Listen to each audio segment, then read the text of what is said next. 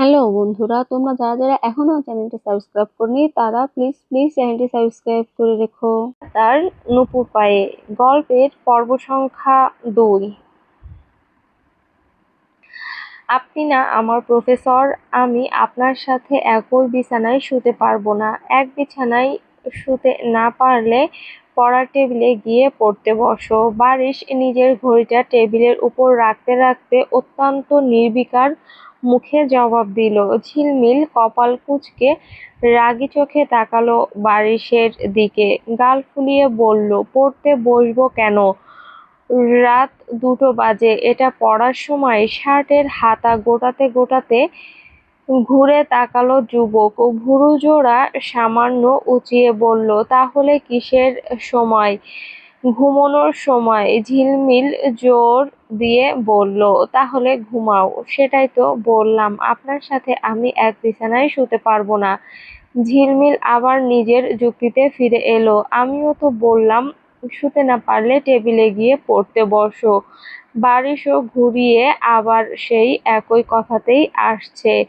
ঝিলমিলের বিরক্তির মাত্রা ছাড়ালো। ঝিলমিল কিছু না বলে বারিশের দিকে চুপচাপ তাকিয়ে রইল। তার চোখ মুখের অভিব্যক্তি বলে দিচ্ছিল মনে মনে সে বারিশকে কতবার চিবিয়ে খেয়েছে। লোকটা সেদিকে পাত্তা না দিয়ে বিছানার চাদরটা টেনে একটু ঠিকঠাক করে আরাম করে শুতে শুতে বলল, হয় চুপচাপ এসে শুয়ে পড়ো, নয়তো গিয়ে পড়তে বসো, আমি ঘুমালাম। ঝিলমিল পা ঠুকে রাগে গজগজ করতে করতে বলল, একটাও করবো না আমি, না আপনার পাশে ঘুমাবো আর না পড়তে বসবো। আমি মেঝেতে ঘুমাবো। আমার ঘরের মেঝেতে ইঁদুর দৌড়ায়। চোখ দুটো ছানা বড়া হয়ে গেল ঝিলমিলের। আঁতকে উঠে বলল, কি? হ্যাঁ, একটু পরেই দল বেঁধে আসবে। বারিশ পাশ ফিরে শোয়ার জন্য কোলবালিশটা টেনে নিতে নিতে বেশ আয়েশি টোনে যোগ করল, ওদের সাথে ঘুমোতে চাইলে মেঝেতে শুয়ে পড়ো, ওরা অনেক ভালো, তোমাকে ঠাকুমার ঝুলি শোনাতে শোনাতে ঘুম পাড়িয়ে দেবে। ইঁদুরের নাম শুনে ঝিলমিল আর এক সেকেন্ডও মেঝেতে দাঁড়িয়ে থাকার সাহস পেল না। সে ভয়ে আর ঘেন্নায় এক লাফে ধপাস করে পড়ার টেবিলের উপর উঠে বসলো। তারপর চারপাশে কিছু একটা খুঁজতে খুঁজতে টেবিলের উপর থেকেই চেঁচিয়ে বলল, আপনার রুমে সোফা নেই কেন? বারিশ চোখ না খুলেই শান্ত গলায় বলল, ছিল, সরিয়ে ফেলেছি। কেন? এমনি। নিয়ে আসুন। ঝিলমিল হুকুমের সুরে বলল, পারবো না। মেয়েটা একটু চুপ থেকে পুরো ঘরে চোখ বোলালো। অন্ধকার মেঝেটার দিকে তাকাতেই তার গা শিউরে উঠল তার। ইস, এসবে সে ভয় যতটা না পায় তার চেয়ে বেশি লাগে ঘেন্না। একবার যদি পায়ের উপর দিয়ে যায়, ঘেন্নায় সে পাটাই কেটে ফেলবে। সে এবার নিরুপায় হয়ে বারিশকে বলল, তাহলে আমাকে নামিয়ে বিছানায় নিয়ে যান। বারিশ এবার ঘুরে পেছনের দিকে তাকালো। রুমের আবছা আলোয় সে দেখল ঝিলমিল পড়ার টেবিলের ওপর গুটিসুটি মেরে পা মুড়ে বসে আছে। দৃশ্যটা দেখে সে যেমন অবাক হলো তেমনি তার ভেতর হাসিও পেয়ে গেল, তবে মুখে সেই ভাবটা প্রকাশ করল না। কি হলো, দিয়ে যান। বারিশকে চুপ থাকতে দেখে ঝিলমিল আবারও বলল, কেন, তোমার পা নেই? হেঁটে আসো। না, আমি আর এই মেঝেতে পা রাখবো না। ছি, আপনার ঘর এত নোংরা। আমাদের বাসায় কখনো ইঁদুর আসে না। মুখ বাঁকালো মেয়েটা। বারিশ এক হাত মাথার নিচে দিয়ে বালিশে হেলান দিয়ে বলল, আমাদেরও আসেনি, কিন্তু আজ থেকে আসবে। আপনি কি আমাকে বিছানায় নিয়ে যাবেন? ঝিলমিল রেগে গিয়ে শেষবারের মতো জানতে চাইল,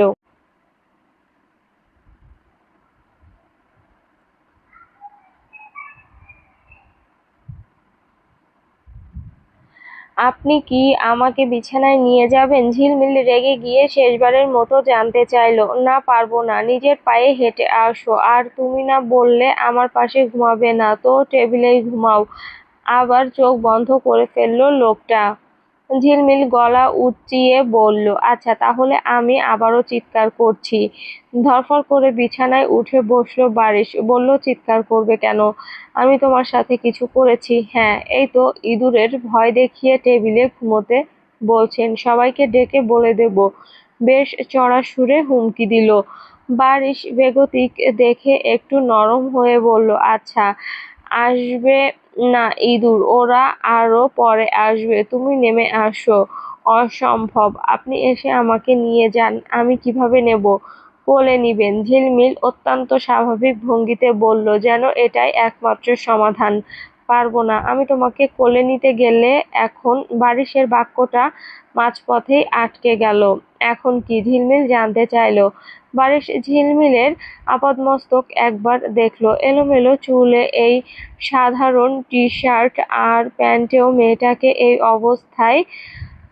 আবছা আলোয় অদ্ভুত মায়াবী লাগছে। সে চট করে চোখ সরিয়ে নিয়ে বলল, কিছু না, আমার থেকে দূরেই থাকবো। আমাকে শুধু বিছানায় নিয়ে বসিয়ে দিন। আরে বাবা, আসবে না ইঁদুর, নেমে আসো তো। বিরক্ত হলো যুবক। মেয়েটা আর কথা বাড়ালো না। সে লম্বা শ্বাস নিয়ে পুরো বাড়ি মাথায় তোলার জন্য চিৎকার করে উঠল, চঞ্চল দাদা! এই চুপ চুপ! বারিশ এক লাফে বিছানা থেকে নেমে দৌড়ে গেল ঝিলমিলের কাছে। এক হাত দিয়ে শক্ত করে ঝিলমিলের মুখ চেপে ধরে দাঁতে দাঁত চেপে বলল, আয় মা, তুই কোলে আয়, তাও চেঁচাস না। মুহূর্তেই বারিশ দুই হাত দিয়ে ঝিলমিলকে পাজাকোলা করে তুলে নিয়ে তাকে আলতো করে বয়ে নিয়ে এসে বিছানার একদম অপর পাশের কোণাটায় সাবধানে শুইয়ে দিতে দিতে বলল, স্যারের পাশে শুতে সমস্যা, কিন্তু স্যারের কোলে উঠতে সমস্যা নেই। ঝিলমিল এসব না শোনার ভান করে চাদর দিয়ে নিজেকে পুরোপুরি ঢেকে ঘুমিয়ে পড়ল। বারিশ একটা দীর্ঘশ্বাস ফেলে বিছানায় নিজের অংশটায় গিয়ে শুয়ে পড়ে। হাত বাড়িয়ে শেষ আলোটুকু নিভিয়ে দেয়। তার চোখের ঘুম উড়ে গেছে। পাশে শুয়ে থাকা মেয়েটার চাদরে ঢাকা অবয়বটার দিকে তাকিয়ে সে বাকি রাতটুকু এপাশ ওপাশ করেই কাটিয়ে দিল। শত চেষ্টা করেও সে আর ঘুমাতে পারল না। দিঘি কোথায়? নূরজাহান চৌধুরী গম্ভীর কণ্ঠে প্রশ্নটি ছুড়ে দিলেন তার ব্যক্তিগত অ্যাসিস্ট্যান্ট তাহসিনকে। ছেলেটা মাত্রই ঘুমিয়ে পড়েছিল, চোখে এখনো ঘুমের রেশ লেগে আছে। এই বিশাল বাড়িতেই তার থাকার ব্যবস্থা। তাহসিন আমতা আমতা করে বলল, আমি সত্যিই জানি না আম্মা, গত কয়েক দিন ধরে ওকে আমি তোমার সাথে একটু বেশিই কথা বলতে দেখেছি। নূরজাহান চৌধুরীর তীক্ষ্ণ চোখজোড়া তাহসিনের মুখের উপর স্থির হলো। তাহসিন মাথা নিচু করে চুপ করে রইল। সে আসলেই জানে না দিঘি কোথায় গেছে, আর জানলেও নূরজাহান আম্মার সামনে দাঁড়িয়ে মিথ্যা বলার সাহস বা ইচ্ছা কোনোটাই তার নেই। জানলে সে কখনোই তার থেকে এই কথা লুকাতো না। আমাকে বলো তাহসিন, ও কোথায়? জানলে অবশ্যই আমি আপনাকে জানাতাম আম্মা। তাহসিন বিনীত কিন্তু দৃঢ় গলায় কথা নিচু করেই বলল। কিছুক্ষণ ঘরের ভেতর ভারী এক নীরবতা বিরাজ করল। নূরজাহান চৌধুরী তার চশমাটা ঠিক করতে করতে একটু চুপ করে তাকিয়ে রইলেন তাহসিনের দিকে। সম্ভবত তাহসিনের সততা যাচাই করে নিলেন। এরপর দীর্ঘশ্বাস ফেলে বললেন, আচ্ছা যাও, ও যোগাযোগ করলে সঙ্গে সঙ্গে আমাকে জানাবে। জি আম্মা, অবশ্যই জানাবো। বলেই তাহসিন উল্টো পায়ে নূরজাহান চৌধুরীর ঘর থেকে বের হয়ে এলো। করিডোর ধরে নিচে নেমে সে নিজের রুমে গিয়ে ঢুকলো। দরজাটা আটকে দিয়ে বিছানায় বসার পর সে পকেট থেকে ফোনটা বের করলো। স্ক্রিনটা অন করে কিছু পুরনো মেসেজের দিকে কিছুক্ষণ তাকিয়ে রইল। এরপর দীর্ঘ একটা শ্বাস টেনে ফোনটা বালিশের পাশে রেখে সে লাইটটা নিভিয়ে দিয়ে আবারও চোখ বন্ধ করে ঘুমিয়ে পড়ার চেষ্টা করল। মধ্যরাত পেরিয়ে গেছে অনেক আগেই। পুরো বাড়ি নিঝুম, কিন্তু আলতাফ চৌধুরীর চোখে ঘুমের একটু রেশও নেই। তিনি বিছানায় শুয়ে ছটফট করছেন আর বারবার দীর্ঘশ্বাস ফেলছেন। তার আর তার স্ত্রী নাজমা বেগমের মাঝখানে শুয়ে আছে 3 বছরের ছোট ছেলে জিহান। গোলগাল ফর্সা মুখটা ফুলিয়ে একটা হাত বাবার গায়ের উপর তুলে দিয়ে সে একদম নিশ্চিন্তে ঘুমাচ্ছে। স্বামীর এই অস্থিরতায় জিহানের ঘুমের যেন ব্যাঘাত না ঘটে, তাই পাশে শুয়ে থাকা নাজমা বেগম এবার একটু বিরক্ত হলেন। নাজমা বেগম উঠে বসে সাবধানে জিহানের গায়ের ওপর থেকে হাতটা সরিয়ে কাঁথাটা টেনে দিলেন। তারপর স্বামীর দিকে তাকিয়ে হালকা ধমকের সুরে জানতে চাইলেন, কি ব্যাপার, এপাশ ওপাশ করছো কেন? মেয়ের চিন্তায় কি আজ সারা রাত না ঘুমিয়ে কাটাবে? তোমার জন্য এবার ছেলেটার ঘুম ভেঙে যাবে তো। আলতাফ চৌধুরী সিলিংয়ের দিকে তাকিয়ে চুপ করে রইলেন। নাজমা বেগম একটু নরম হয়ে বললেন, এত টেনশন করার কি আছে বলো তো, বিয়েই তো হয়েছে, কোনো অঘটন তো ঘটেনি। আল্লাহ কপালে রেখেছিলেন, তাই হুট করেই সবকিছু এভাবে হয়ে গেল। এখন এসব চিন্তা বাদ দিয়ে ঘুমাও তো। আলতাফ চৌধুরী এবার ছেলের মাথায় আলতো করে হাত বুলিয়ে খুব ভারী দীর্ঘশ্বাস ফেলে উঠে বসলেন। স্ত্রীর দিকে তাকিয়ে চিন্তিত গলায় বললেন, অন্য কারোর সঙ্গে বিয়ে হলে আমার এত টেনশন হতো না। নাজমা, তুমি এই ছেলেকে চেনো না? চিনব না কেন, তোমার প্রিয় ছাত্র ছিল। নাজমা বেগমকে কথা শেষ করতে না দিয়েই আলতাফ চৌধুরী তিক্ত স্বরে বলে উঠলেন, ও শুধু আমার ছাত্র না, ও আমার নিজের হাতে বড় হয়েছে, আমার সেই স্কুলের ছাত্র। ও যখন স্কুলে ছিল তখন থেকে আমার জীবন যৌবন একদম শেষ করে দিয়েছিল। আমি খুব ভালো করে জানি ও ভেতরে বাইরে কেমন। এমনিতে সবার সামনে নিজেকে এমনভাবে দেখাবে যেন ও খুব ভদ্র সভ্য, দুনিয়ার সবচেয়ে ভালো মানুষ। কিন্তু ও হলো চরম লেভেলের রোগা একটা ছেলে। ও আমাকে এত জ্বালিয়েছে যে ওর কারণে শিক্ষকতাই ছেড়ে দিয়েছি আমি। আল্লাহ জানে আমার মেয়ে এই ছেলের সাথে কিভাবে থাকবে। আমি খুব শীঘ্রই ওদের ডিভোর্সের ব্যবস্থা করব। পাগল হয়ে গেছো? যে পরিস্থিতিতেই হোক আল্লাহ ওদের এক করেছেন। তুমি এসব কথা আর মুখেও আনবে না, তুমি বুঝবে না, ঘুমাও। আবছা আলো আঁধারিতে ঘরটা তখনও আচ্ছন্ন। বারিশের চোখে এমনিতেও ঘুম ছিল না, ঘুম আর আসবেও না তার। সে উঠে বসলো, বিছানা থেকে নেমে এসে পাশে থাকা তরুণীর দিকে তাকালো। মেয়েটা একদম নিঃসাড় হয়ে ঘুমাচ্ছে। সে ওর পাশে গিয়ে দাঁড়িয়ে গম্ভীর গলায় ডাকলো, এই মেয়ে, ওঠো। ওপাশ থেকে কোনো সাড়া শব্দ নেই। মানবী তখনও গভীর ঘুমে মগ্ন। ঝিলমিল বারিশ খানিকটা ইতস্তত করে হাত বাড়িয়ে মেয়েটার ওপরে থাকা পাতলা চাদরটা সরিয়ে দিতে চাইল, কিন্তু পরক্ষণেই কি ভেবে হাতটা গুটিয়ে আনে। মনে এক ধরনের দ্বিধা কাজ করছিল ওর, কিন্তু তখনই তার মনে পড়ে গেল মেয়েটা এখন আর কেউ নয়, তার বিবাহিতা স্ত্রী। নিজের স্ত্রীর উপর তো তার পূর্ণ অধিকার আছে।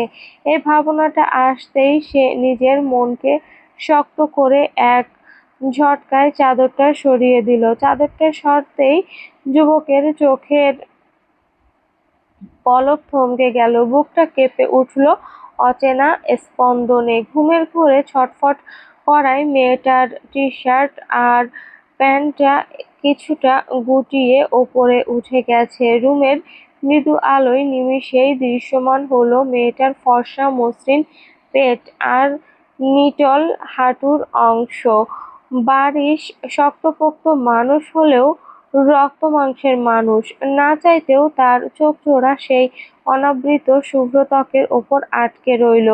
সে এক অদ্ভুত ঘোরের মধ্যে তলিয়ে যাচ্ছিল। হৃৎপিণ্ডের গতিটা আচমকাই অবাধ্য হতে চাইল তার। গলাটা শুকিয়ে আসলো কেমন। বারিশ পরক্ষণেই দাঁতে দাঁত চেপে নিজেকে সামলে নিয়ে দ্রুত চোখ ফিরিয়ে নিল সে। দীর্ঘশ্বাস ফেলে আর কোনো সুযোগ না দিয়ে ঘুমন্ত ঝিলমিলকে পাজাকোলা করে তুলে নিয়ে সোজা গিয়ে বসিয়ে দিল পড়ার টেবিলের চেয়ারে। ঝিলমিল তখনও ঘুমের অতল সাগরে। চেয়ারে বসানোর সাথে সাথেই সে ভারসাম্য রাখতে না পেরে অজান্তেই টেবিলে মাথা নুইয়ে ফেলল। বারিশ হাত বাড়িয়ে ওর কপালে ধরে মাথাটা টেনে সোজা করে দিয়ে বলল, সোজা হয়ে বসো। সে হাত সরাতেই ঝিলমিল আবার উহ করে মাথা নুইয়ে দেয়। বারিশ আবার ওর মাথা সোজা করে দেয়। মেয়েটা চোখ না খুলেই আবার এলিয়ে পড়ল। বারিশ আবারও ঠিক করে দিল।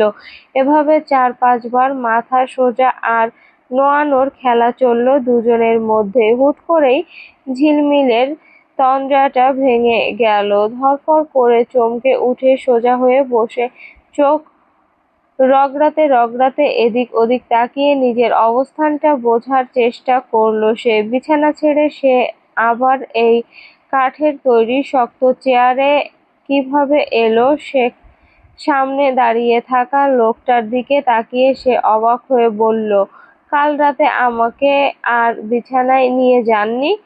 বারিশ পকেটে হাত গুজে নির্বিকার গলায় বলল, মনে করে দেখো। ঝিলমিল একটু ভাবল, হ্যাঁ, চঞ্চল দাদার নাম ধরে যখন চিৎকার দিয়েছিল তখন তো এই লোকটা তাকে কোলে তুলে বিছানায় শুইয়ে দিয়েছিল। সে চুলগুলো ঠিক করতে করতে বলল, হ্যাঁ, নিয়ে গিয়েছিলেন তো। তাহলে আমি এখানে কেন আবার? আমি নিয়ে এসেছি। ভালো করেছেন, কিন্তু কেন? ঝিলমিল এখনো ঘুমের ঘোরে ঝিমোচ্ছে। চোখ দুটো ঠিকঠাক খুলতেই পারছে না। পড়তে বসো। লোকটার বলা এই দুটো মাত্র শব্দ যেন ঝিলমিলের মাথায় বজ্রপাতের মতো ঠেকল। এক সেকেন্ডে তার সমস্ত ঘুম উবে গেল চোখ থেকে। বারিশ টেবিলের ওপর আঙুল দিয়ে টোকা মেরে বলল, ফ্রেশ হয়ে এসে দ্রুত বই নিয়ে বসো। সকালবেলার পড়া মাথায় ঢোকে বেশি, এই সময় ব্রেইন ভালো কাজ করে। ঝিলমিল একদম আহাম্মকের মতো চোখ বড় বড় করে তাকিয়ে রইল। সে টেবিলের উপর থাকা ছোট ঘড়িটার দিকে তাকিয়ে আর এক দফা ধাক্কা খেল। ভোর ৪টা বাজে। এই মাঝরাতে কেউ কাউকে ঘুম থেকে তুলে পড়তে বসায়? ঝিলমিলের কাছে এই মাঝরাতি এটা মাঝরাতি, তার মধ্যে আজকে আরো দেরিতে ঘুমিয়েছে।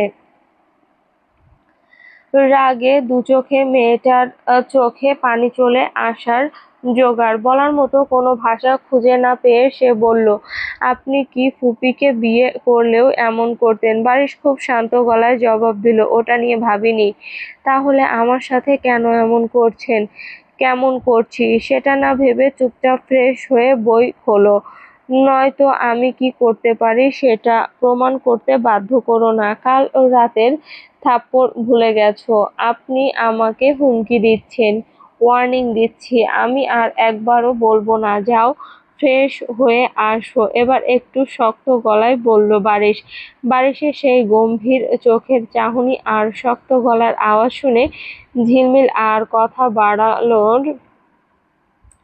বাড়ানোর সাহস পেল না। সে চেয়ার থেকে নেমে ধপাধপ পা ফেলে ওয়াশরুমে গিয়ে ঢুকলো এবং ভেতরের লকটা সশব্দে আটকে দেয়। ১০ মিনিট কেটে গেল, ১৫ মিনিট, ২০ মিনিট। তরুণীর ভিতর থেকে বের হওয়ার কোনো নামগন্ধ নেই। বারিশ এতক্ষণ পকেটে হাত গুজে ঘরের মাঝখানে দাঁড়িয়ে ছিল। এবার তার ধৈর্যের বাঁধ ভাঙল। ওয়াশরুমের দরজার সামনে গিয়ে শক্ত হাতে পরপর কয়েকটা ধাক্কা দিল সে। ভেতরের পরিস্থিতি বোঝার জন্য কান পাতে সে, তবু কোনো সাড়াশব্দ নেই। মেয়েটা কি ভেতরে আবার ঘুমিয়ে পড়ল নাকি? বারিশ দরজায় কড়া নেড়ে আবার ঠান্ডা গলায় হুমকি দিল, দরজা ভেঙে আমি ভেতরে গিয়ে কিন্তু তোমার পা দুটোও ভাঙবো। এই এক হুমকিতেই কাজ হলো বোধহয়। খাট করে শব্দ করে খুলে গেল ওয়াশরুমের দরজা। মুখ কালো করে বের হয়ে এলো ঝিলমিল। ওর কপালে আর গালে পানির ফোঁটা ফোঁটা ছিটা লেগে আছে। বারিশ এক পলক তার কিশোরী স্ত্রীর দিকে তাকালো। সে পাশ থেকে একটা নরম তোয়ালে টেনে নিয়ে নিজের হাত বাড়িয়ে অত্যন্ত আলতো করে ঝিলমিলের মুখের পানিটুকু মুছে দিতে দিতে বলল, গুড গার্ল, যাও এবার আইসিটি বইটা বের করো। আমি কিছু ম্যাথ দিয়েছি, ওগুলো সলভ করবে। ঝিলমিল এবার বাধ্য মেয়ের মতো টেবিলের বইটা টেনে নিয়ে পড়তে বসলো। লোকটার দেওয়া আইসিটির কঠিন ম্যাথগুলো সে খুব মনোযোগ দিয়ে সলভ করতে লাগলো। বারিশ কিছুক্ষণ সেই বাধ্য ছাত্রীর দিকে তাকিয়ে রইল। পরক্ষণেই সে নিজেও ফ্রেশ হওয়ার জন্য ওয়াশরুমে চলে গেল। ঝিলমিল তখনও অঙ্কের গোলকধাঁধায় বুঁদ হয়ে আছে। ঠিক তখনই তার মনোযোগ ভাঙল নিচ থেকে ভেসে আসা একটানা কলিং বেলের শব্দে। সদর দরজার কলিং বেলটা কেউ খুব অধৈর্য হয়ে বাজাচ্ছে। ভোর 4টা, এই সময়ে বাড়ির বাকি কেউ এখনো ঘুম থেকে ওঠেনি। শব্দটা বারবার কানে আসতেই ঝিলমিল কলমটা রেখে দ্রুত সিঁড়ি দিয়ে নিচে নেমে গেল দরজা খুলতেই ঝিলমিল যেন একদম পাথরের মতো জমে গেল। অবশেষে সে তার দেখা পেল, যার কারণে এই বাড়িতে তার পা রাখা। সে এখন তার সামনে দাঁড়িয়ে, এই বাড়ির একমাত্র নাতি শেহরিয়ার জারিফ। ঝিলমিলের সামনে দাঁড়িয়ে থাকা 20 বছর বয়সী ছেলেটা বেশ লম্বা, চিকন-চাকন গড়নের। সে এখন দরজায় হালকা ভর দিয়ে ঝুঁকে আছে, চোখ দুটো লালচে আর ভারী। জারিফ তার বুজে আসা চোখ দিয়ে খুব কৌতূহলী ও বিভ্রান্ত চোখে ঝিলমিলের দিকে তাকিয়ে রইল, যেন বোঝার চেষ্টা করছে সে আসলে বাস্তবে দেখছে নাকি নেশার ঘোরে কোনো ভুল দেখছে। জড়িয়ে যাওয়া গলায় টেনে টেনে বলল, ঝিলমিল, আমি কি সত্যিই তোকে দেখছি? তুই তুই দরজা খুলেছিস? ঝিলমিল ঝটপট 2 হাত বুকের ওপর ভাঁজ করে দাঁড়িয়ে ধারালো গলায় বলল, না, তোর চাচি দরজা খুলেছে। জারিফ একটা তাচ্ছিল্যের হাসি দিয়ে টাল সামলাতে সামলাতে বলল, আমার কোনো চাচি নেই, সর তোর সামনে থেকে। তা এখানে এসেছিস কেন? তুই না বলেছিলি আমার মুখও আর দেখবি না? তাহলে আবার কি চাস? এই শোন, কেঁদে কেটে কোনো লাভ নেই। আমি তোর মতো কত মেয়ের সাথে এমন টাইম পাস করি। তুই সিরিয়াস হয়ে গেছিলিস বলে আমার কি দোষ? কে কাঁদছে? তোর মতো এই লিকে জিরাফের জন্য আমি কাঁদবো? এটা আমার স্বামীর বাড়ি, তাই আমি এখানে এসেছি। ঝিলমিল মুখ বাঁকিয়ে জবাব দিল। চোখ দুটো পিটপিট করে বলল জারিফ, দিন দুপুরে নেশা করেছিস নাকি? এখন সকাল, আমার নেশাটা তুই করেছিস নাকি? আর নেশাটা তুই করেছিস নাকি আমি? না।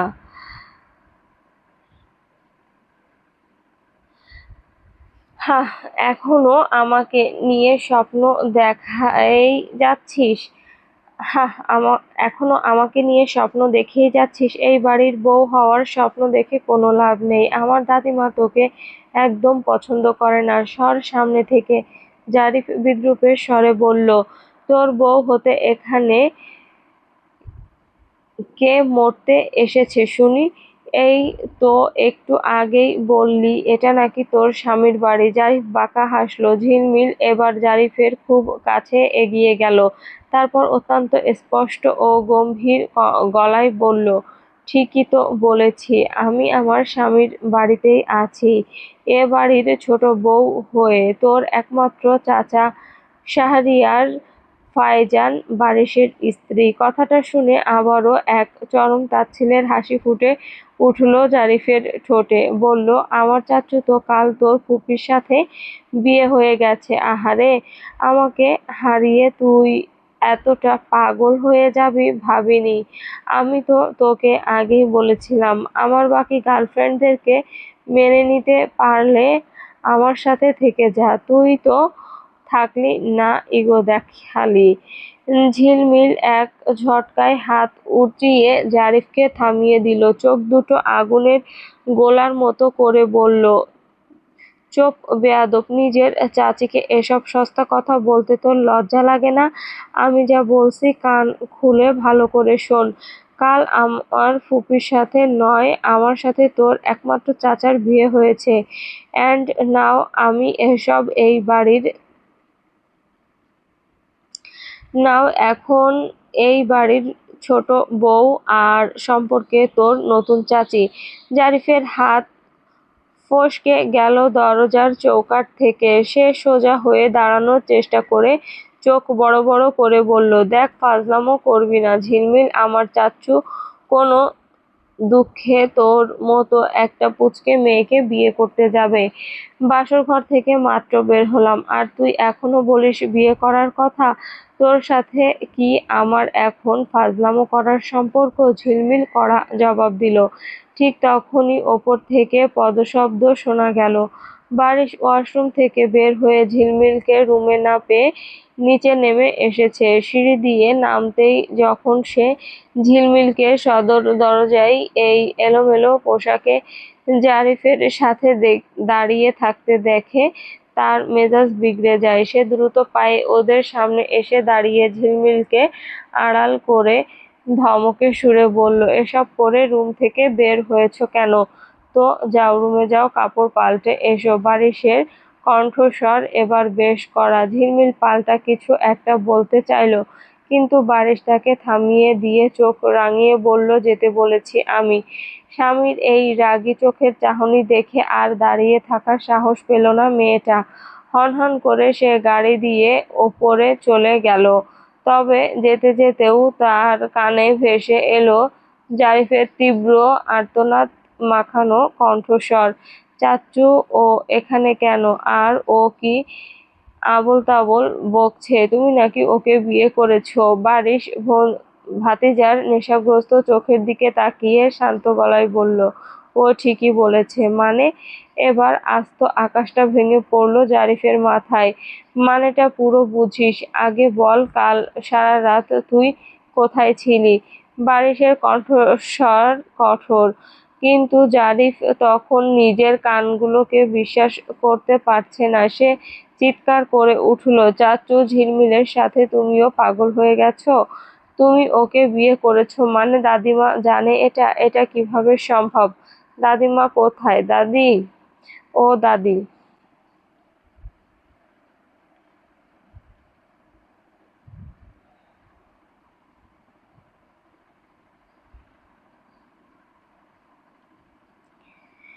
জাস্ট বিকজ আমি তোর সাথে একটু টাইম পাস করেছি বলে তুই ডিরেক্ট আমার চাচাকে বিয়ে করে বসলি? Are you out of your mind? ঝিলমিলের দিকে তাকিয়ে বলল জারিফ। ঝিলমিল প্রচণ্ড বিদ্রূপ মাখানো স্বরে বলল, তোর মতো একটা চরিত্রহীন নেশাখোরের জন্য আমি আমার লাইফের এত বড় ডিসিশন নেব? এতটাও ইম্পর্টেন্ট নিজেকে দিস না? এই মেয়ে, একদম চুপ। আমার নাতির সাথে এভাবে কথা বলার সাহস হয় কি করে তোমার? পাশ থেকে ঝর্ণা বেগমের কর্কশ চিৎকার ভেসে এলো। জারিফের সেই গলা ফাটানো চিৎকার বাড়ির সবার ঘুম ভেঙে গেছে। একে একে সবাই নিচে নেমে এসেছে। ঝিলমিলও ওপর থেকে কাপড় পাল্টে আসতে একদম দেরি করেনি। ঝর্ণা বেগমের সেই ধমক শুনে বারিশ ঝিলমিলের সামনে এসে দাঁড়ালো। মায়ের দিকে তাকিয়ে শান্ত কিন্তু শক্ত গলায় বলল, তুমি চুপ করো আম্মা, ও তো ঠিকই বলেছে। বিয়ে তো আমাদের কারো ইচ্ছায় হয়নি, পরিস্থিতির চাপে পড়ে হয়েছে। ছেলের মুখে এমন তড়িৎ উত্তর শুনে ঝর্ণা বেগম রাগে জ্বলে উঠলেন। তীক্ষ্ণ গলায় বললেন, আমার সামনে বেয়াদবের মতো কথা বলবে না। তরঙ্গ, কিসের বিয়ে? এসব বিয়ের পরিস্থিতি আজ, এখন, এই মুহূর্তে ওকে ওর বাড়িতে দিয়ে আসবে তুমি। ঝিলমিলের মুখের রং বদলে গেল। একটু আগেও জারিফের মুখোমুখি হওয়ার আগে সে নিজে থেকেই এই বাড়ি থেকে চলে যেতে চেয়েছিল, কিন্তু এখন যেতে চায় না। সে এখানেই থাকবে, এই বাড়ির ছোট বউ হয়ে, জারিফের চাচি হয়ে থাকবে। ঝিলমিল বারিশের একদম গা ঘেঁষে দাঁড়িয়ে স্বামীর শার্টের হাতাটা আলতো করে টেনে ধরে অত্যন্ত ফিসফিসানি গলায় আতঙ্কিত স্বরে বলল, আপনি কি সত্যি সত্যি আমাকে ওনাদের কথায় রেখে আসবেন? বারিশ ঘাড় ঘুরিয়ে এক পলক মেয়েটার সেই ফ্যাকাশে মুখের দিকে তাকালো। সে একটু ঝুঁকে মৃদু আওয়াজে পাল্টা প্রশ্ন করল, রেখে আসলে খুশি হবে? ঝিলমিল চটপট দুপাশে মাথা নাড়ল। তার চোখের ভাষা পরিষ্কার বলে দিচ্ছে সে যেতে চায় না। বারিশ একটু বাঁকা হাসলো, বলল, তাহলে আমি যা যা বলবো সব শুনতে হবে। কি শুনতে হবে? যখন যেটা হুকুম করব সেটাই করতে হবে। ঝিলমিল কিছু না ভেবেই বলল, ওকে, আমি রাজি, কোনো সমস্যা নেই, আমি সব শুনবো। ছেলের কোনো হেলদোল না দেখে ঝর্ণা বেগম এবার এগিয়ে এসে চিবিয়ে চিবিয়ে বললেন, কি বললাম শুনতে পাওনি? ওকে আজই ওর বাপের বাড়ি দিয়ে আসবে। আমি এই আপদকে 1 সেকেন্ডের জন্যও আমার সংসারে। ঝর্ণা বেগম নিজের কথা শেষ করার আগেই বারিশ বরফ শীতল গলায় বলে উঠল, তুমি খুব ভালো করেই জানো আম্মা, আমি তোমার বাধ্য ছেলে নই। সকাল সকাল অযথা তর্ক করতে এসো না। বারিশের এই মুখের উপর উত্তর বারিশের এই মুখের উপর দেওয়া জবাব শুনে ঝর্ণা বেগমের চোখ দুটো রাগে কপালে উঠে গেল। মুখে মুখে কথা বলবে না? তুমি তো দিঘিকে বিয়ে করতে চেয়েছিলে, তাহলে এই মেয়েকে কিভাবে বিয়ে করলে? বারিশ অত্যন্ত উদাসীন গলায় জবাব দিল, কপালে ছিল হয়ে গেছে, এটা নিয়ে এত বাড়াবাড়ির কিছু তো নেই। আছে, আমি সেখানে ছিলাম না, আমার কাছে এই বিয়ের কোনো ভিডিও নেই। ওকে রেখে আসো, না হলে আমি চলে যাব বাড়ি ছেড়ে। বারিশের চোখে মুখে কোনো হেলদোল দেখা গেল না। সে মায়ের দিকে তাকিয়ে সোজাসুজি বলল, চলে যাও, ও কোথাও যাবে না, এখানে আমার সাথেই থাকবে। কথাটা বলেই বারিশ আর 1 সেকেন্ডও সেখানে দাঁড়ালো না। সে পাশ থেকে হাতটা ঝিলমিলের নরম হাতটা শক্ত করে নিজের হাতের মুঠোয় নিল। তারপর সবার সামনে দিয়েই তাকে নিয়ে সিঁড়ি বেয়ে উপরে নিজের রুমের দিকে চলে গেল। ঝিলমিল শুধু বড় বড় চোখে তার স্বামীর এই রূপ দেখতে দেখতে মন্ত্রমুগ্ধের মতো পিছু পিছু হেঁটে যাচ্ছে। এদিকে ঝর্ণা বেগম রাগে ক্ষোভে ফেটে পড়লেন। তিনি হনহন করে ওনার স্বামী চঞ্চল শেহরিয়ারের কাছে গিয়ে দাঁড়িয়ে ঝাঁঝালো গলায় বললেন, তুমি থাকতে কিভাবে এই বিয়ে হতে দিলে? তুমি কি জানতে না ঝিলমিলকে আমার ভালো লাগে না? চঞ্চল শেহরিয়ার একটা দীর্ঘশ্বাস ফেলে নির্বিকার ভঙ্গিতে বললেন, কি জানি, কে জানে তোমার কেমন ভালো লাগে।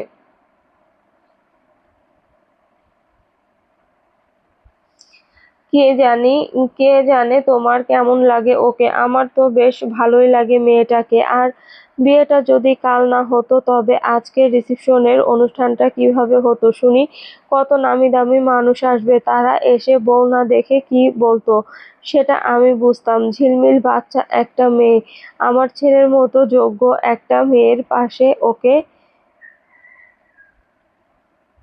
সরি আমার ছেলের মতো যোগ্য একটা পাত্রের পাশে ওকে আমি কিছুতেই মেনে নেব না। জারিফ এতক্ষণ এক কোণে দাঁড়িয়ে নিজের মাথা চেপে ধরে সব দেখছিল। দাদির কথা শুনে সেও একবার সুযোগ পেলে গা ঝাড়া দিয়ে এগিয়ে এলো। দাদির সাথে তেল মাখিয়ে খ্যাপাটে গলায় বলল, ঠিক বলেছ দাদিমা, কোথায় ঝিলমিল আর কোথায় চাচু? দুজনের কোনো ম্যাচই নেই। তুমি আর দেরি করো না, দ্রুত ওদের ডিভোর্স করানোর ব্যবস্থা করো। এই বাড়িতে আমি ওদের 1 সেকেন্ডও দেখতে চাই না। জারিফের কথা শেষ হওয়ার আগেই লিভিং রুমে হুট করে একটা ঠাস করে শব্দ হলো। সবার সামনে জারিফের গালে এসে ল্যান্ড করলো একটা শক্ত চড়। জারিফ এক হাত গালে চেপে ধরে ছিটকে 2 কদম পিছিয়ে যায়। সামনে তাকিয়ে দেখলো ওর বাবা ফরহাদ শেহরিয়ার, অর্থাৎ বারিশের বড় ভাই, রাগে ফুঁসছেন। তিনি নিজের ছেলের উপর ধমকে উঠে বললেন, কোথায় ছিলে সারা রাত? তুমি দিন দিন এত অসভ্য আর জঘন্য কেন হয়ে উঠছো? লজ্জা করে না তোমার? সারা রাত বাইরে মদ গিলে সকালবেলা মাতলামি করতে করতে বাড়ি ফিরেছো, আবার বড়দের মাঝে এসে ডিভোর্সের কথা বলছো।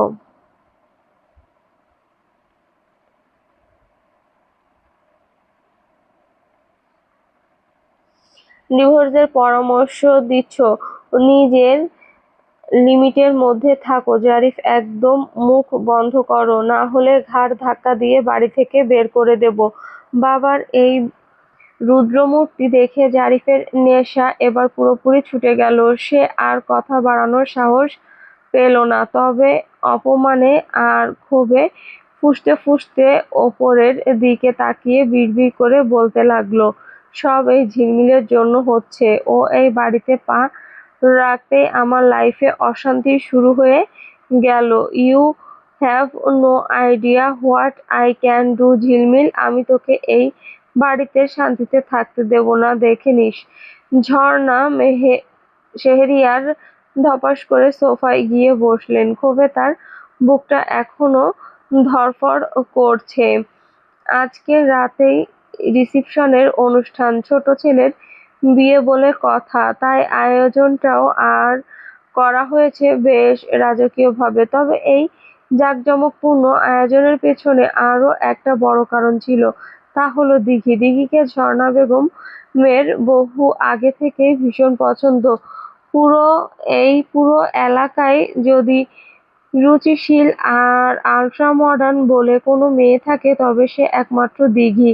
সবসময় নিজেকে ফ্যাশনেবল ও পরিপাটি করে নিজেকে ভিন্নভাবে গুছিয়ে রাখে। ওর হাঁটাচলা,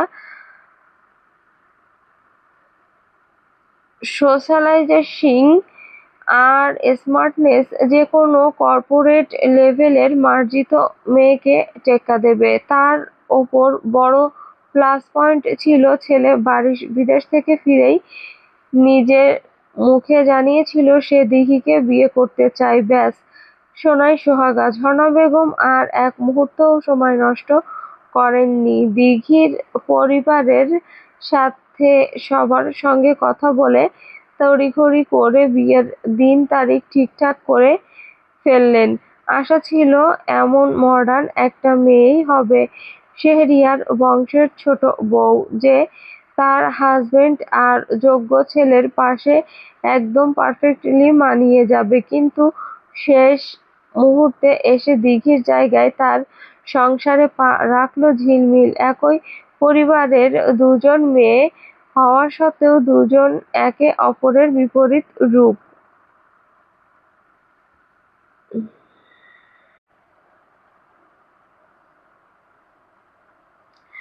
দিঘি যেমন পরিপাটি স্মার্ট, সেখানে এই ঝিলমিল মেয়েটা বড্ড বোকাশোকা আর অপরিপাটি। রূপ লাবণ্য থাকলেও নিজেকে গুছিয়ে নেওয়া বা পরিপাটি থাকার প্রতি তার বিন্দুমাত্র আগ্রহ নেই।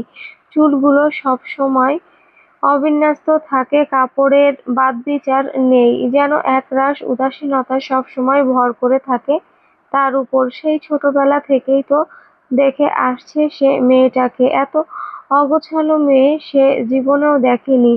হ্যাঁ, মেয়েটার এখনো নিজেকে মেনটেন করার মতো বয়স বা ম্যাচুরিটি কোনোটিই আসেনি। এখনো তো ও কৈশোরের খামখেয়ালিপনাতেই আটকে আছে। আরো কয়েকটা বছর যাক, মেয়েটা একটু দুনিয়াদারি শিখুক, তারপর ওর বয়সী কোনো পাত্রের সাথে ওর বিয়ে হবে, সেটাই স্বাভাবিক।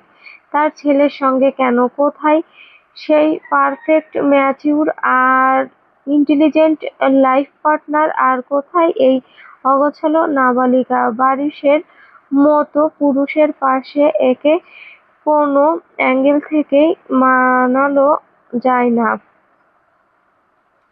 ঝর্ণা বেগম কপালে হাত দিয়ে চোখ বন্ধ করলেন। মনে মনে আবার সেই দিঘির চেহারাটাই ভেসে উঠল। দিঘি থাকলে আজ রাতের রিসিপশনে মিনিস্টার থেকে শুরু করে বিজনেসম্যান সবার সামনে কত সুন্দর করে কথা বলে পুরো স্টেজ মাতিয়ে রাখতো। আর এই ঝিলমিল শাড়িটা পর্যন্ত ঠিকঠাক ক্যারি করতে পারে না, ওড়না সামলাতে গিয়ে হোঁচট খায়।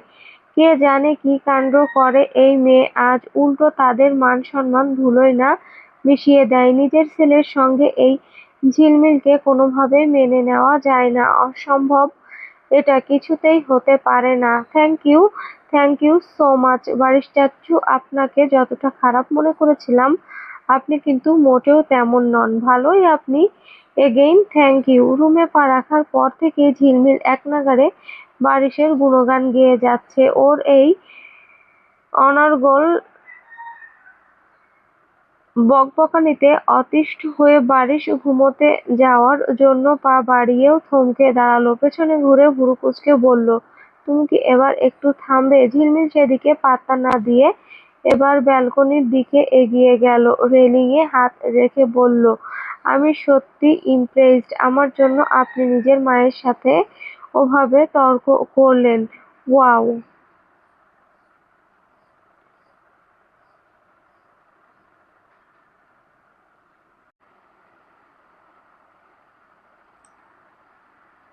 ব্যালকনিতে দাঁড়িয়ে ঝিলমিল ওর নিজের আগের রুমটার দিকে তাকালো। চৌধুরী বাড়ি আর শেহরিয়ার বাড়ি একদম পাশাপাশি। বারিশের এই ব্যালকনি থেকে ঝিলমিলের ব্যালকনি আর ছাদ সবকিছুই খুব স্পষ্ট দেখা যায়। বারিশ ওর পেছনে এসে পকেটে হাত গুজে দাঁড়ালো। তারপর একদম ভাবলেশীন গলায় বলল, তোমার জন্য বলিনি, আমি এরকমই। শুনে ঝিলমিল একটু মুখ বাঁকালো, তবে পরক্ষণেই তার মাথায় নতুন কৌতূহল খেলে গেল। সে ঝটপট ঘুরে বারিশের মুখোমুখি হয়ে বলতে চাইল, আচ্ছা চাচ্চু, একটা কথা জিজ্ঞেস করি? মেয়ের কথা আর শেষ হলো না। বারিশ আচমকা এক পা এগিয়ে এসে এক হাত দিয়ে ঝিলমিলের নরম গাল দুটো শক্ত করে চেপে ধরে। তার চোখ দুটো আচমকাই বেশ বিপজ্জনক দেখালো। সে চেঁচিয়ে চিবিয়ে বলল, আর একটা বার যদি ওই চাচ্চু শব্দটা তোমার মুখ থেকে বের হয়েছে, তবে একদম এখান থেকে নিচে ফেলে দেব। ঝিলমিল এক মুহূর্তে পুরো চুপসে গেল। বারিশের এই আকস্মিক রুদ্রমূর্তি দেখে সে বড় বড় চোখ করে তার দিকে তাকিয়ে রইল। ভয়ে পেছাতে গিয়ে তার পিঠ ঠেকে গেল ব্যালকনির রেলিংয়ে। বারিশ তার ঠিক সামনে একদম ঝুঁকে দাঁড়িয়ে আছে। ঠিক এই অবস্থায় ঝিলমিলের পেছনে বাড়ির ছাদে আলতাফ চৌধুরী কোনো একটা কাজে এসেছিলেন। আচমকা ওনার চোখ পড়ল বারিশের বাড়ির এই ব্যালকনিতে। বারিশেরও চোখ এড়াল না বিষয়টা। সে আড়চোখে শ্বশুরের দিকে তাকালো। আলতাফ চৌধুরীকে ছাদে দাঁড়িয়ে থাকতে দেখেই বারিশের গম্ভীর মুখে বাঁকা হাসি ফুটে উঠল। এবার সে ইচ্ছা করেই ঝিলমিলের আরো কাছে ঘেঁষে দাঁড়ালো, যেন দূর থেকে দেখলে মনে হয় তারা খুব অন্তরঙ্গ অবস্থায় আছে। বারিশকে এত কাছে চলে আসতে দেখে আঁতকে চোখ দুটো বন্ধ করে ফেলল ঝিলমিল। জড়ানো গলায় তার মুখ থেকে আবারও অবাধ্যের মতো বেরিয়ে এলো, চাচ্চু। বারিশ আর সময় দিল না। সে নিজের বুড়ো আঙুলটা দিয়ে ঝিলমিলের কপালে থাকা ঠোঁট কাঁপতে থাকা ঠোঁট দুটো শক্ত করে চেপে ধরল। তারপর নিজের মুখটা একদম ঝিলমিলের কানের কাছে নামিয়ে এনে ফিসফিস করে বরফ শীতল আওয়াজে বলল, কি বললাম কানে যায়নি? চাচ্চু বললে এখান থেকে ঠাস করে নিচে ফেলে দেব। চাচ্চু বলা যাবে না, মনে থাকবে? ঝিলমিল কোনো মতে চোখ বন্ধ রেখেই মাথা কাত করে সায় দিল, কিন্তু বারিশ তার জায়গা থেকে এক চুলও সরল না। সে আগের মতোই ঝিলমিলের উপর ঝুঁকে থেকে আর চোখে আবারও ছাদে দাঁড়িয়ে থাকা আলতাফ চৌধুরীর দিকে তাকালো। দূর থেকে নিজের মেয়ের এই অবস্থা দেখে আলতাফ চৌধুরী রাগে ক্ষোভে লজ্জায় যেন জ্যান্ত কয়লা হয়ে গেলেন। মেয়ের জামাইয়ের এমন প্রকাশ্য বেয়াদবি দেখে মুখটা লাল করে ফুঁসতে ফুঁসতে ছাদ থেকে নেমে চলে গেলেন তিনি। ছি, আস্তাগফিরুল্লাহ! নিজের মেয়ের এমন দৃশ্যও দেখতে হলো তাকে। আলতাফ চৌধুরী ছাদ থেকে পুরোপুরি নেমে যেতেই বারিশ এক ঝটকায় ঝিলমিলের ওপর থেকে সরে এলো। ওর স্পর্শ থেকে মুক্তি পেয়ে ঝিলমিল ধড়ফড় করে চোখ খুলে লম্বা একটা শ্বাস নিল, যেন এতক্ষণে মেয়েটা একটু হাঁপ ছেড়ে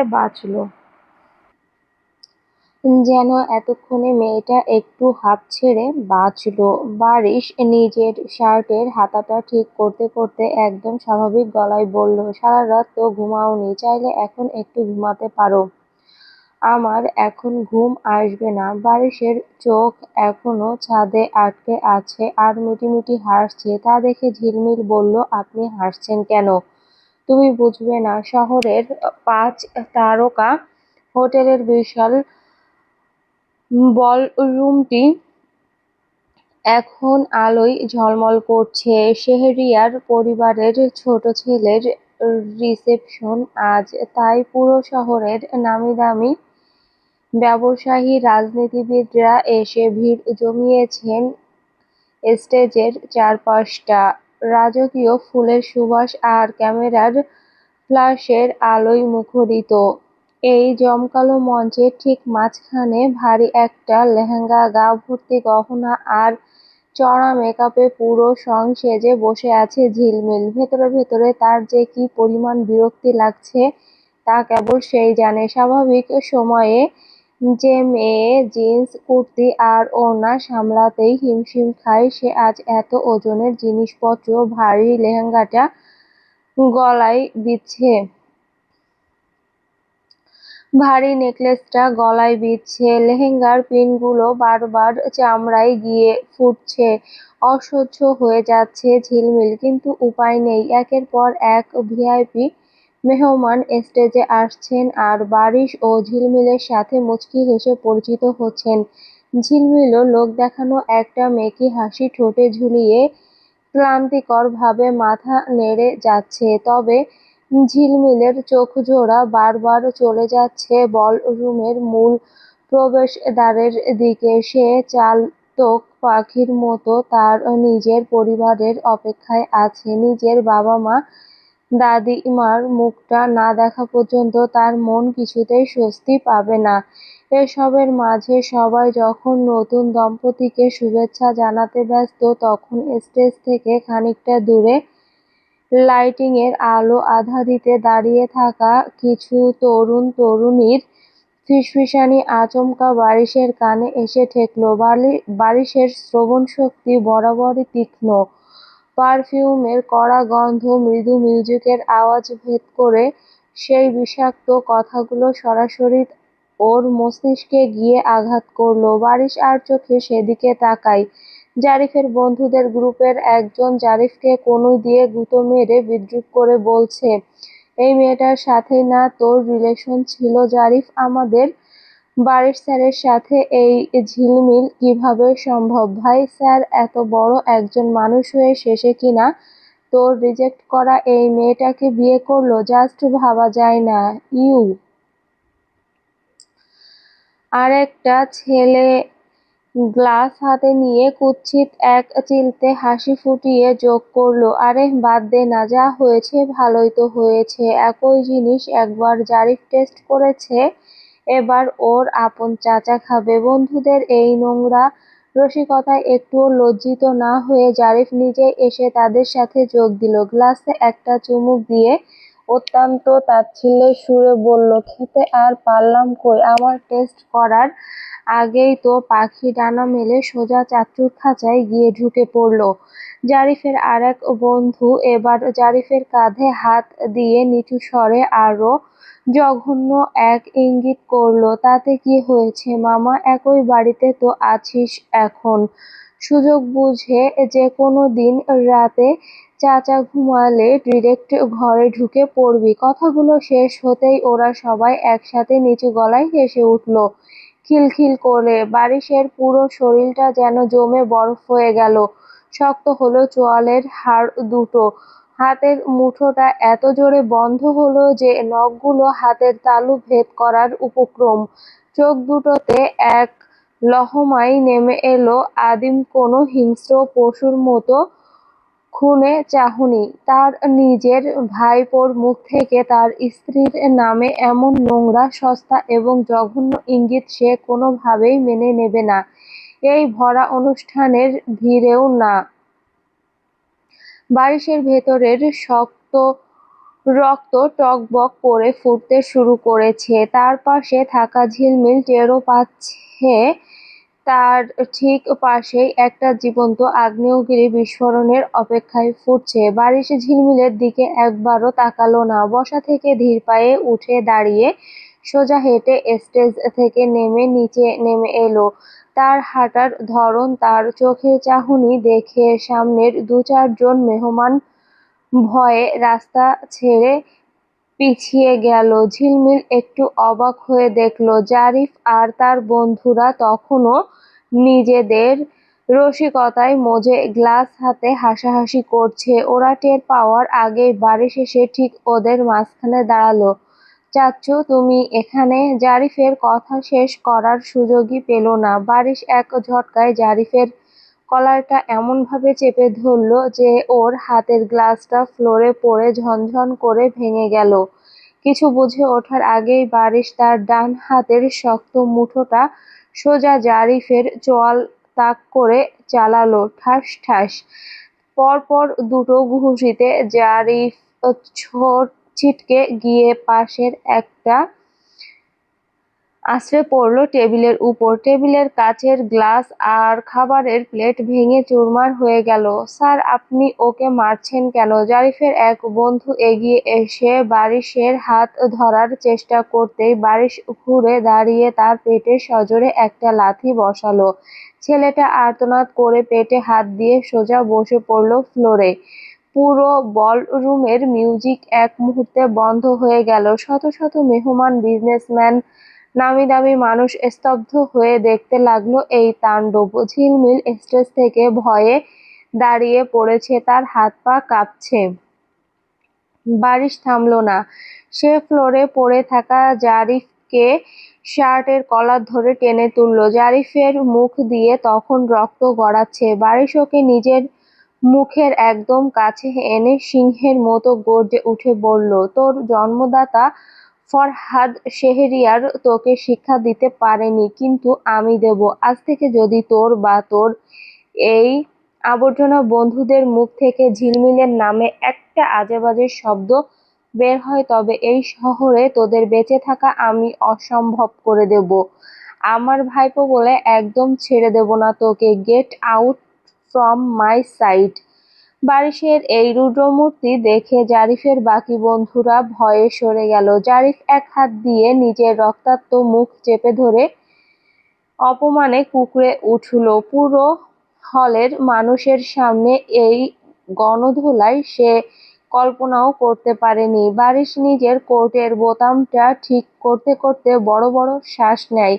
পুরো বলরুমের সেই থমথমে আর পিনপতন নীরবতার মাঝেই হন্তদন্ত হয়ে অনুষ্ঠান স্থলে প্রবেশ করল ঝিলমিলের পরিবার। আকাশ ভিড় ঠেলে দ্রুত এগিয়ে এলো বন্ধুর পাশে। চারপাশে ভাঙচুর আর জারিফের রক্তাক্ত অবস্থা দেখে আকাশের চোখ কপালে। কি হয়েছে এখানে? বারিশ আকাশের কোনো প্রশ্নের উত্তর দিয়ে জারিফের দিকে তাকিয়ে গমগমে গলায় বলল, বের হয়ে যা এখান থেকে, চোখের সামনে থেকে যা। বারিশের সেই ধমকে জারিফ আর তার বন্ধুরা নিজেদের কোনোমতে সামলে নিয়ে লাইমলাইটের আড়ালে চলে গেল। এদিকে ঝিলমিলের দাদিমা, বাবা আলতাফ চৌধুরী আর মা নাজমা তারা দ্রুত মেহমানদের ভিড় ঠেলে স্টেজের উপর ঝিলমিলের কাছে ছুটে গেলেন। দাদিমা ঝিলমিলের দুটো হাত নিজের হাতের মুঠোয় নিয়ে আকুল হয়ে বললেন, কি হয়েছে জাহান সোনা? অমন জড়সড় হয়ে কাঁপছো কেন তুমি? নাজমা বেগম আর আলতাফ চৌধুরীও মেয়ের ফ্যাকাশে মুখের দিকে তাকিয়ে অত্যন্ত উদ্বিগ্ন হয়ে একের পর এক প্রশ্ন করতে লাগলেন। ঝিলমিল তখন ভয়ে আর আতঙ্কে কাঁপছিল। সে কোনো উত্তর না দিয়ে মায়ের কোলে থাকা নিজের ছোট ভাই জিহানকে কোলে নিয়ে একটু দূরে আকাশের পাশে দাঁড়িয়ে থাকা বারিশের পিঠের দিকে তাকিয়ে অসহায় গলায় ফিসফিস করে বলল, আমি সত্যিই জানি না দাদিমা, কি হয়েছে? উনি হঠাৎ এমন রেগে গিয়ে কেন সবাইকে ওভাবে মারতে শুরু করলেন? আমি কিচ্ছু বুঝতে পারছি না। দাদিমা, দোহাই তোমাদের, আজকে আমাকে তোমাদের সঙ্গে বাড়ি নিয়ে যাও। উনি যদি রেগে গিয়ে আমাকেও মারে।